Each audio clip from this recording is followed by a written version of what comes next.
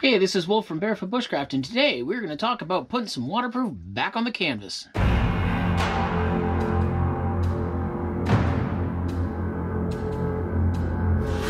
As always, I want to thank you so much for tuning into this video. So if you are in the process of rewilding yourself, you are going to move from some of our modern day technical fabrics back to old fabrics, which are, your wools, your canvases, your leathers, things like that. And very quickly you'll realize one of the challenges with historic fabrics is that they're not terribly waterproof. So many, many years ago, of course, humans have a rich history of being out on the sea.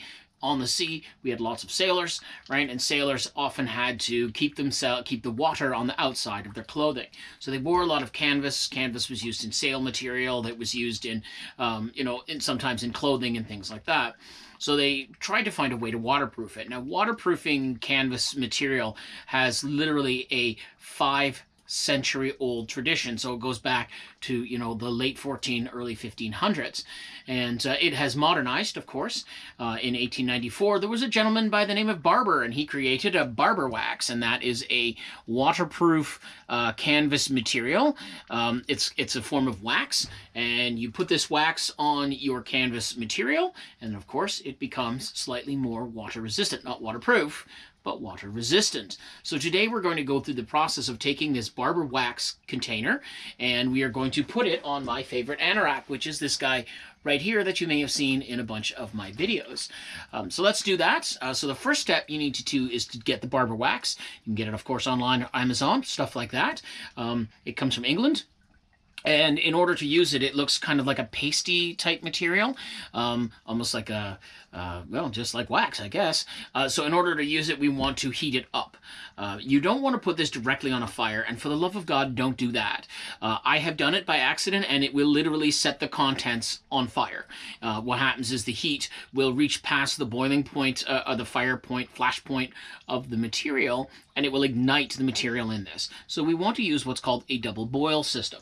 And basically what that is, it's a cup, and you take your container, and you drop your container in it, and you're going to pour your hot boiling water into the container, and it will slowly, the water will permeate into this material, into the tin can. It won't permeate the can. The heat will permeate the can, and it will turn it from the solid paste that it is into a liquid.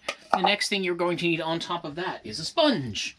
So a sponge, just like this. I'm going to use a nice dense sponge, and we will use that for dipping it in and applying this onto the canvas. So let's begin.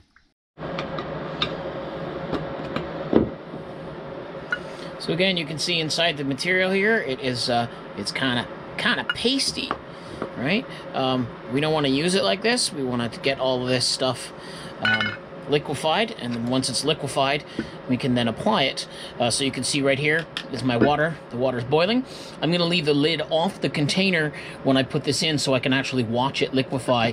If I left the lid on, it would probably still work, but I'm not going to see as much of how it's going to liquefy or how fast, or basically know when it's done and ready to apply.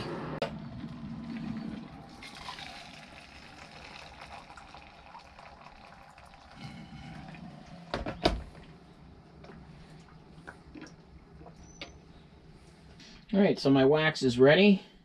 You can see it's all like gooey in there, and it flies around, which tells me it's fairly melted there. I can actually see that it's turning into a liquid, which is great. The next thing we're going to do is prep our canvas here. So we're going to take it and we're going to make it nice and smooth, just like that.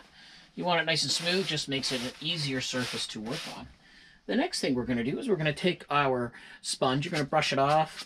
In my case, there's always lots of dog hair and stuff. Okay, I want to use the clean end because that's been used for another project. And there we go. So I'm going to take my Barbour Wax, and I can apply it directly. One of the important things as well is to try to make sure that this is dry. I wouldn't want to, it doesn't work as well if the canvas has a heavy moisture content to it. Okay, there's my Barbour Wax. Just going to wipe it on, not much to it. And you can see immediately as it goes on, it starts to dry as a paste. I'll just work that in. Now it's important not to paint this on. See how I'm working it right in? You got to really push it on. You want it to impregnate. You want it to go into the canvas fibers, right? So that's kind of what I was going for.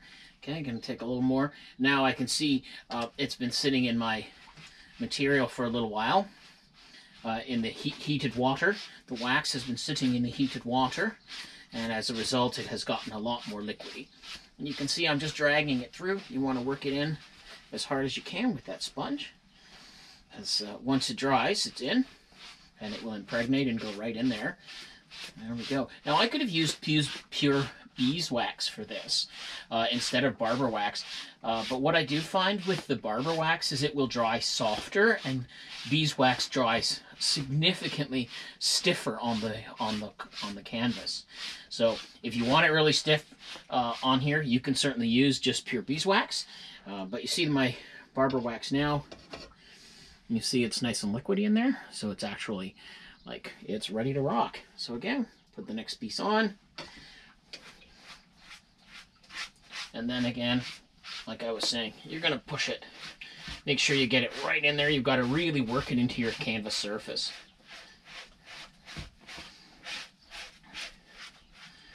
And basically that's it. Not much to it. This is a good sized piece of wax canvas. It's the front component of my wool anorak. And it goes fast, as you can see. This is obviously done in real time. And that's it. I want to make sure I wipe off the excess. I don't want to leave like massive amounts of the wax on it. Get the bottom here. And that's it. That's all there is to it. Nothing to it at all. Barbour wax is a beautiful, beautiful thing. It is definitely worth, if you like want your canvas to be nice and nice and soft rather than really hard and kind of crunchy feeling. And you'll find that the Barbour wax impregnates way better and has a better penetration rate than you'll find with pure beeswax. There's all kinds of other historic brands that you can use, you can make. There's beeswax and linseed oil and flaxseed oil and all sorts of stuff like that. But yeah, that's all, folks. She's ready to rock. Now, as soon as this is dry, I will leave it overnight to dry, and then there we have it. It's all done. It will now be significantly more water resistant than it was before I started the project. One of the common questions about doing this to your canvas is how often should I redo it? And the answer, unfortunately, depends on how much you use it, what environment you're in. Obviously, in a saltwater environment, you are going to need to recoat it a little more frequently. If you are, West Coast and it's always exposed to rain, you are going to need to recoat it frequently. Yeah, so it just depends. You'll know when it needs recoating because obviously it's going to stop. Being water resistant. The purpose of this is to make your canvas pliable and water resistant. Like I was saying again, if you use just a pure beeswax with nothing else, you're definitely going to find that it's not going to be as pliable as if using the proper Barbour wax on it. But yeah, you can make your own too if you want to go that direction. But that's that. So there's another piece done. I got this done. And we just kind of work through it piece by piece, get it all put together until whatever piece that I'm working on happens to be done. So we followed directions and let it sit overnight. Has a nice, almost looks a little waxy. Obviously it is wax. Going to take some water now. We're going to test out the finish. So we're like this. Oh, look at it just bead right down. That's nice. It doesn't even stay on there. Look at literally the water just wipes off. So I guess it does what it's designed to do. Let's try another piece just to make sure. So this is the top, the chest layer. Put some water on that. Watch it bead off.